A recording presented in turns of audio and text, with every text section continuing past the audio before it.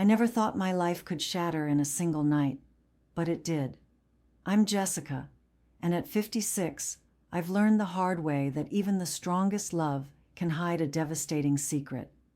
Picture a cozy autumn evening turned into a battlefield of betrayal, where a simple gathering at a hotel became the moment my world unraveled.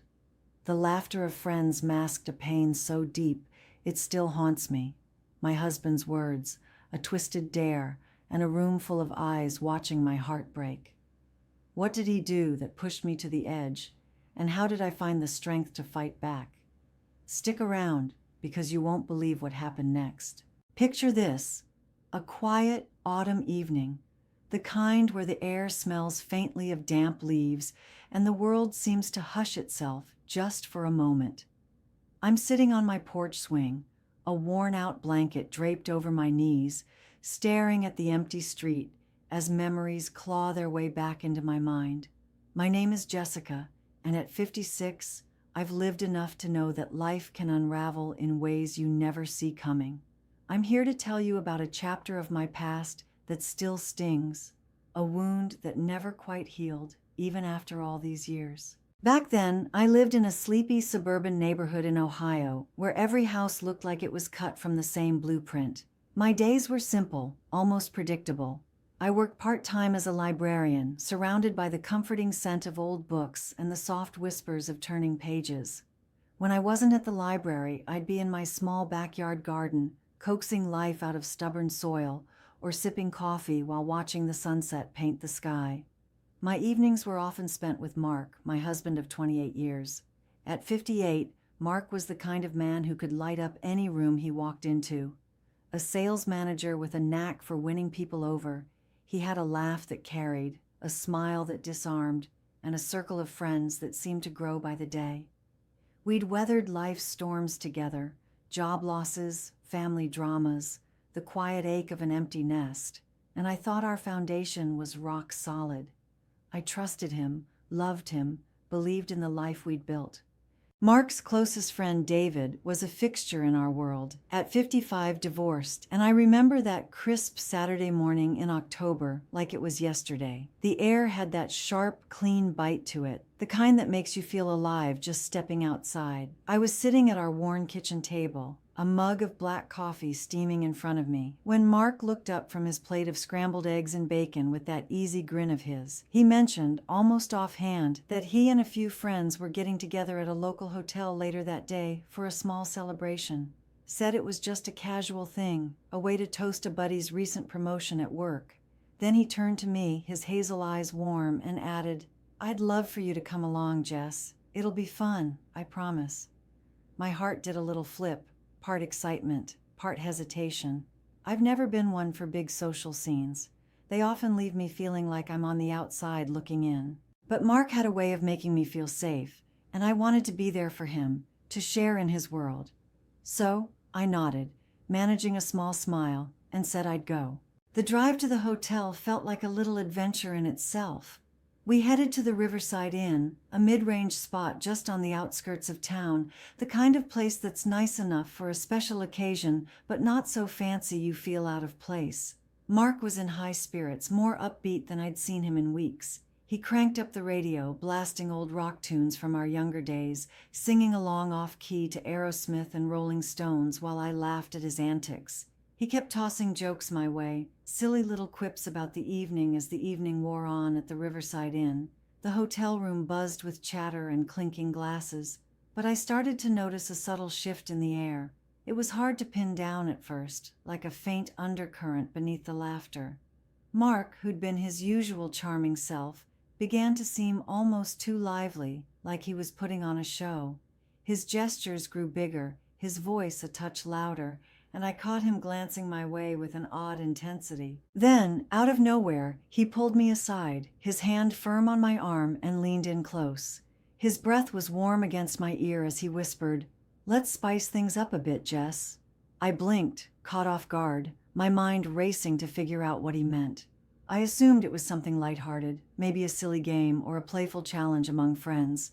I forced a small laugh, hoping to match his energy, but inside I felt a flicker of unease. Before I could ask for clarification, Mark steered me across the room toward David, who was standing by the window, a glass of whiskey glinting in his hand under the dim light.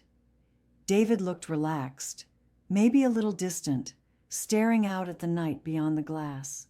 Mark's grin stretched wide, but there was something off about it, something I couldn't read. He nudged me forward, and in a voice that carried a strange edge, said, "Go on, Jess. Give David a hug and a little peck on the neck. It's just a fun dare." My heart slammed against my ribs. A dare? I hesitated, my feet rooted to the spot, a tight knot forming in my stomach. I glanced around, feeling the weight of curious eyes on me, the room suddenly quieter, waiting. Mark's tone sharpened just enough to push me, and under that pressure, I stepped forward, my movements stiff and awkward. UST before pulling away, feeling a wave of embarrassment wash over me. The moment after that awkward, forced gesture with David, the hotel room at the Riverside Inn seemed to choke on its own silence. It was as if the air itself had thickened, pressing down on me. A few of Mark's friends shuffled their feet, their eyes darting anywhere but at me, while others let out low, uneasy murmurs that barely reached my ears. My hands were trembling, my whole body vibrating with a storm I couldn't name. Anger burned in my chest, sharp and hot, tangled with a deep, raw humiliation that made my skin crawl. Betrayal, though, that was the heaviest of all, sinking into my bones like lead. I couldn't look at anyone, especially not Mark. My gaze stayed glued to the faded carpet, my vision blurring as I fought the sting behind my eyes. Without a word, I snatched my purse from the nearby chair, the leather strap nearly slipping through my shaky fingers. I didn't care who saw or what they thought. I just had to get out. My boots thudded against the floor as I stormed toward the door, each step fueled by a desperate need to escape. Behind me, Mark's voice cut through the haze, casual and dismissive. "Come on, Jess, it was just a joke." A joke. The word sliced through me, sharper than any knife, but I didn't stop, didn't turn back. I couldn't. The door slammed shut behind me, the sound echoing in the empty hallway as I made my way to the elevator. Alone in that metal box, descending slowly, my mind spun out of control. Why would Mark do this to me? Had he planned it, schemed with his friends to make a fool of me? Did he want to hurt me, to see me break? Every question twisted the knife deeper, and I had no answers, just a hollow ache where trust used to be. The drive home was a blur, my hands gripping the steering wheel so tight my knuckles turned white. Tears streamed down my face, hot and unstoppable, as I replayed that moment with David over and over. The way Mark had pushed me into it, the way the room had watched, the way I'd felt so small. The days after that night at the Riverside Inn draped over me like a suffocating fog, thick and unyielding. I wandered through my house in Ohio, a ghost in my own life, barely touching food, unable to close my eyes without seeing Mark's twisted grin or hearing the murmurs of that room. Sleep was a stranger. Every time I tried, my mind dragged me back to that moment of betrayal, to the sting of humiliation that still burned raw in my chest. I felt hollowed out, like something vital had been carved away, leaving only questions and pain behind. Mark's indifference when I'd stormed out, his flippant dismissal of my hurt as a mere jest, played on a loop in my head, each replay cutting deeper. One gray morning, I found myself slumped at the kitchen table, a cold cup of coffee forgotten beside me. In front of me lay a stack of divorce papers, freshly printed from the night before, their stark white pages glaring under the dim light. I hadn't signed them yet. My fingers hovered over the pen, trembling with the weight of what it meant to put ink to paper. 28 years of marriage, of shared dreams and quiet nights, teetered on the edge of this decision. I needed someone to anchor me, to help me see through the haze. So I picked up my phone with shaky hands and dialed Linda, my closest friend at 54, a woman who'd walked through the fire of her own bitter divorce years ago.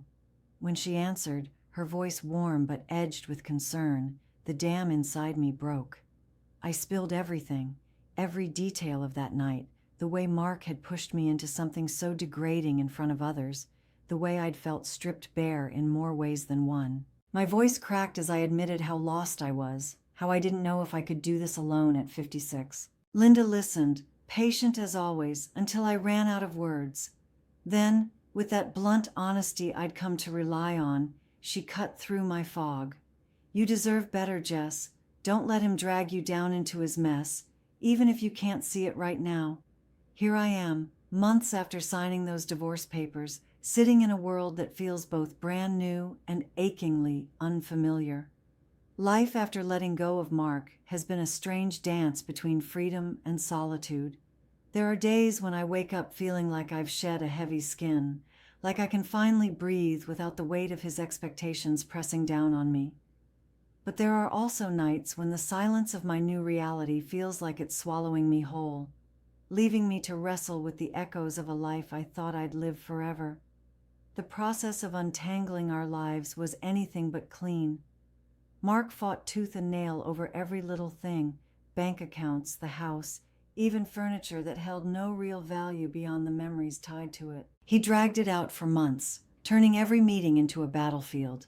But I stood my ground, bolstered by a sharp lawyer who didn't let me back down, and by Linda's unwavering presence, her voice in my ear reminding me I was worth more than his games. I've settled into a small apartment downtown now, a far cry from the sprawling suburban home we shared in Ohio.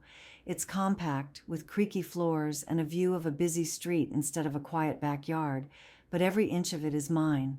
I've painted the walls a soft lavender, a color Mark always hated, and hung curtains I picked out on a whim. It's not much, but it feels like a reclaiming, a space where I can start over. I've begun to find small victories in the everyday. I dusted off my old paintbrushes and started creating again, losing hours to canvases filled with bold strokes of color that mirror the emotions I can't always name. I joined a book club at the library where I still work, finding solace in the lively debates over novels and the tentative friendships forming over shared stories. Bit by bit, I'm rebuilding a confidence I didn't realize I'd lost, learning to trust my own voice after so long of muffling it. Not long ago, I ran into David at the grocery store, of all places. I was reaching for a can of soup when I heard his hesitant voice behind me, calling my name. Don't forget to subscribe, like, and comment if you enjoyed this story. This will help us create more engaging stories for you.